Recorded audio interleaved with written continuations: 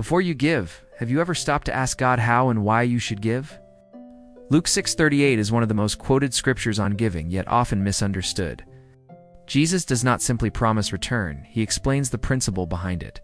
The measure you use determines the measure you receive. This reveals that giving is not mechanical, it is spiritual. Heaven responds not just to action, but to intention. Giving without consulting God can lead to frustration, but giving with divine direction leads to alignment.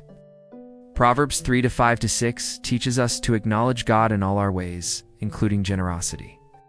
When God directs your giving, it becomes strategic, purposeful, and impactful. The heart matters deeply.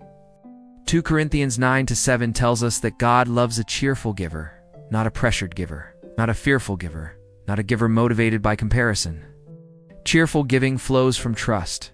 Trust that God is your source, not what you hold in your hand. Jesus also teaches us that generosity expands capacity. Good measure, pressed down, shaken together, running over, speaks of abundance beyond containment. This is not about manipulation or transactions. It is about spiritual law. Proverbs 11:25 confirms this. The generous soul will be made rich, and he who waters will also be watered himself. But giving must be matched with wisdom.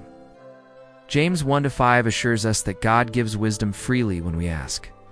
When you consult God before giving, you avoid regret and walk in peace.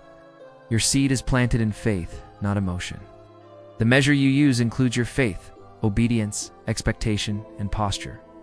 Giving from fear produces anxiety. Giving from faith produces peace.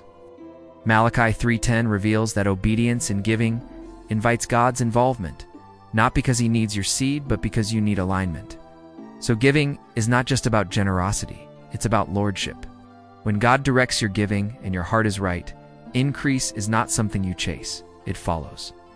Like, share, and subscribe to Abbas Kingdom Great Extent for more kingdom principles. Before you give, do you consult God, or do you react emotionally?